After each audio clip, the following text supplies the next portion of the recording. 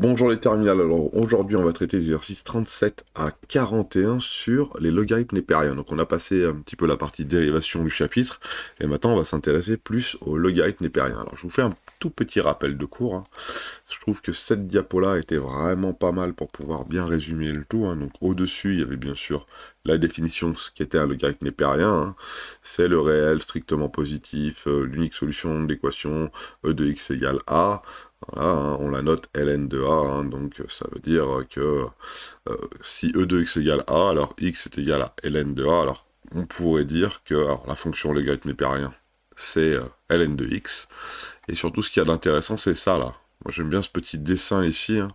E de x et ln de x sont des fonctions réciproques, c'est-à-dire si je prends un nombre, j'appuie sur la touche e de x, je vais obtenir un autre nombre, et puis pour retrouver le nombre de départ, il faut que j'appuie sur ln de x, hein.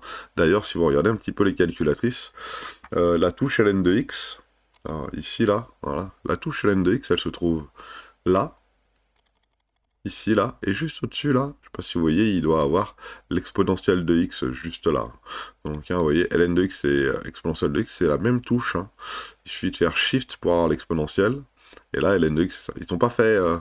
c'est fait de manière à avoir sur la même touche une fonction et sa réciproque, hein. Là, par exemple, il y a log et 10 puissance x, là il y a ln de x et e puissance x, là il y a sinus et arcsinus, cosinus et etc. etc. etc.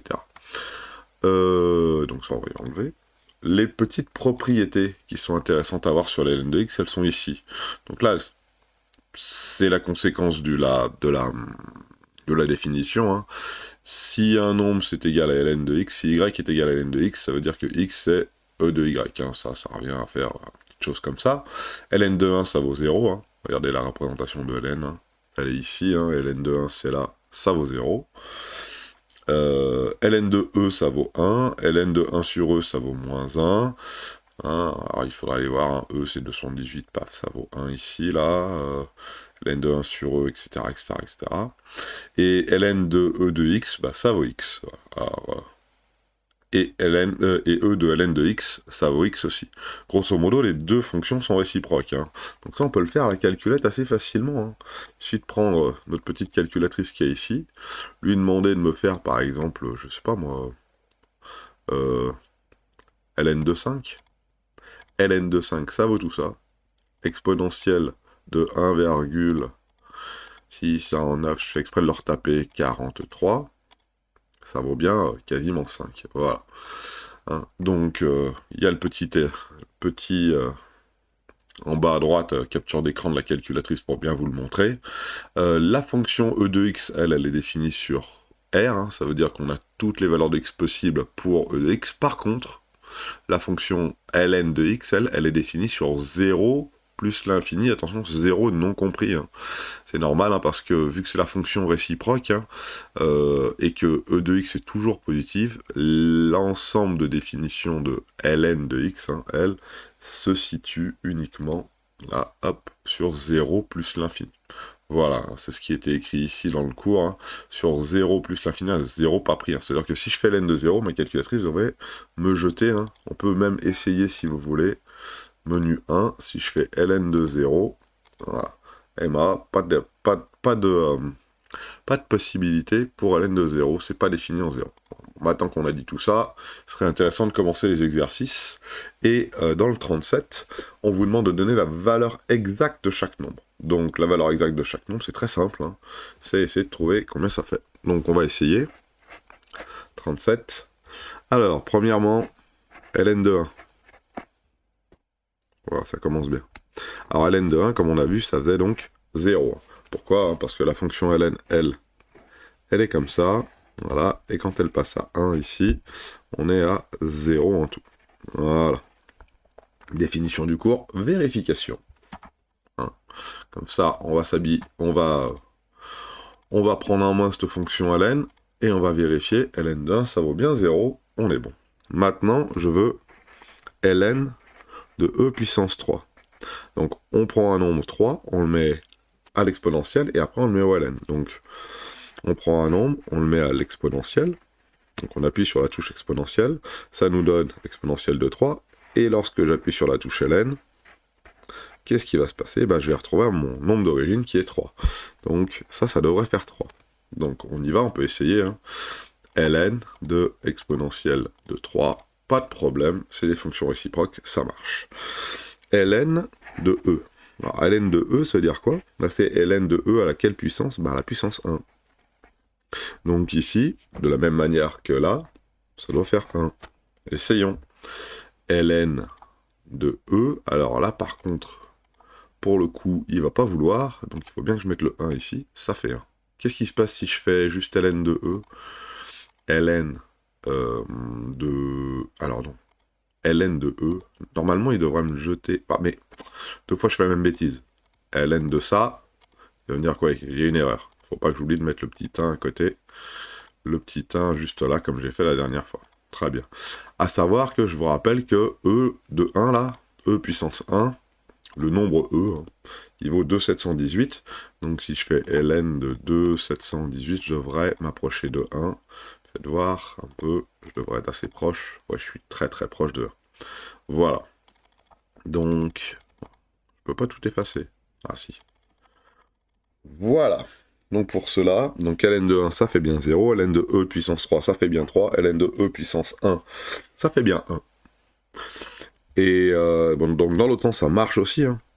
E de ln de 5, combien ça fait? Donc on aurait plutôt tendance à dire que ça fait 5. Hein.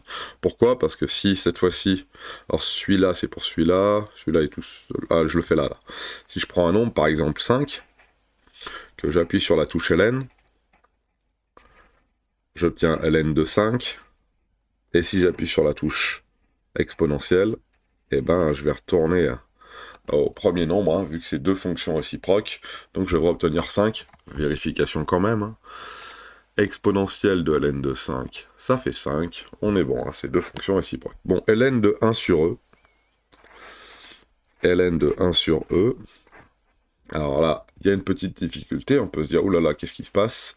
1 sur e, qu'est-ce que c'est? Eh ben c'est ni plus ni moins que e à la puissance moins 1, on est d'accord, hein, ça c'est e à la puissance 1, 1 sur e à la puissance 1, c'est ln de e à la puissance moins 1, et tout ça, ça fait donc moins 1. On peut vérifier. ln de 1 divisé par exponentielle de 1, ça doit faire moins 1. Voilà. Impeccable. Très bien. Alors on pourrait le voir hein, sur un GeoGebra, je vais vous le montrer d'ailleurs sur un GeoGebra, je mets une petite pause et puis je vous montre. Et voilà ce que ça donne, donc lorsqu'on a x qui vaut 2,718 environ, on a bien ln de 2,118 qui vaut 1, et 1 sur e, hein, ça vaut environ 0,367, hein, vous faites 1 divisé par 2,718, vous obtenez ici la valeur à mettre là, et ça descend, ça fait donc moins 1, hein, par définition, et même par petite mesure ici, on retrouve bien nos résultats du 37. Voilà pour celui-ci. Est-ce qu'il y en avait d'autres? Non. Maintenant, on vous demande d'expliquer pourquoi dans le 38, on a ln de 2 qui affiche une erreur. Déjà, on va vérifier pourquoi ln de moins 2, ça affiche une erreur. Est-ce que ma calculatrice, elle hurle à la mort si je fais ln de moins 2?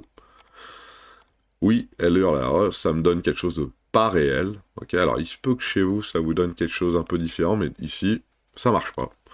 Donc, ln de moins 2, error. Écrit en gros, voilà, car la fonction ln de x est définie sur, et ouais, comme c'était écrit, est définie sur 0 plus l'infini. Ça veut dire que les valeurs de x possibles, ce ne sont que des valeurs qui sont comprises entre 0 et plus l'infini, et moins 2, ça ne fait pas partie. Hein. Regardez ma petite courbe qui est ici. Hein. Quand j'ai dessiné ln de x, hein, ça commençait de là, ça montait là, c'était pour toutes les valeurs de x qui étaient supérieures à 0, et pas du tout pour des valeurs de x qui étaient comprises entre 0 et moins l'infini. Voilà pour celui-ci. Allez, petit exercice encore, le 39. Dans chacun des cas, déterminer mentalement le signe du nombre. Donc là, on veut savoir si c'est positif ou négatif. Alors si c'est, je vous rappelle, hein, si on a x qui est inférieur à, un petit peu de lumière s'il vous plaît, monsieur, dame. Voilà, si on a x qui est compris entre 0 et 1, qui est compris entre 0 et 1, alors ln de x est négatif. On est d'accord? Si je mets comme ça, hein, c'est plutôt comme ça, hein, parce que si x vaut 1, alors ln de 1, ça vaut 0, hein, c'est ce qu'on a écrit juste par ici. Et on peut continuer, donc, dans notre cas un peu, ln de 4, donc ça devrait être positif. ln de 0,7, donc ça devrait être négatif. ln de, je n'ai pas écrit la deuxième, hein, mais si x est strictement supérieur à 1, alors ln de x est strictement supérieur à 0. Voilà, je l'écris un tout petit. Hein. Donc ln de 3 quarts, ça fait 0,75, donc ça devrait être négatif. Et ln de 1 plus 2 sur 100, bah, c'est forcément plus grand que 1, 1 plus 2 centièmes, donc ça fait ln de 1 plus 2 sur 100, qui devrait être donc positif. On peut vérifier tout ça rapidement à la calculatrice. ln de 4, oulala, n'importe quoi Cédric. ln de 4, ça fait ça. ln de 0,7, c'est bien négatif. ln de 3 quarts, donc ça fait 0,75, c'est bien négatif. Et ln de 1,02, ça fait bien ça. Voilà, c'est bien positif. Donc, on est bon pour celui-ci. Faisons le 40 rapidement. On veut résoudre mentalement chacune de ces équations. Alors, on va le faire de l'autre côté. Parce que là, j'aimerais bien vérifier, en fait, à chaque fois. Ce serait intéressant de voir si à la calculette, ça marche. Entre guillemets. Travailler avec une calculette. Je vous en donne une, on va la prendre. Alors, e de x égale 4. Donc, il faut trouver un nombre qui, lorsque je le mets à la puissance x, il faut que je fasse exponentielle de ce nombre, ça fasse 4. Donc là, par définition, ça fait exponentielle de ln de 4 qui vaut 4. Okay. Donc, x vaut... Alors, j'écris n'importe quoi. Donc là, directement, hein, on peut écrire que x, ça vaut ln de 4. Ça veut tout simplement dire que si je remplace x par ln de 4, je vais me retrouver avec l'égalité vérifiée, validée. Donc exponentielle de ln de 4, on a bien vu que ça faisait 4, donc on est bon, on a résolu l'équation. L'équation, hein, c'est x qui vaut ln de 4. Pareil pour e de x égale 1. e de x égale 1, ça veut dire x égale ln de 1, et tout ça, bah ça fait 0. Et oui.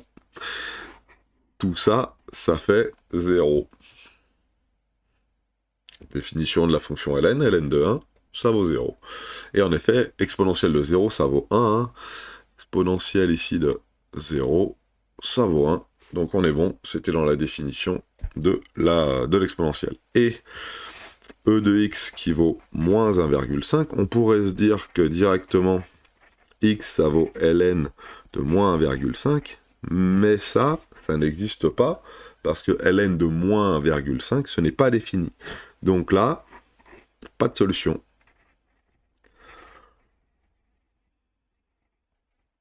Pas de solution du tout.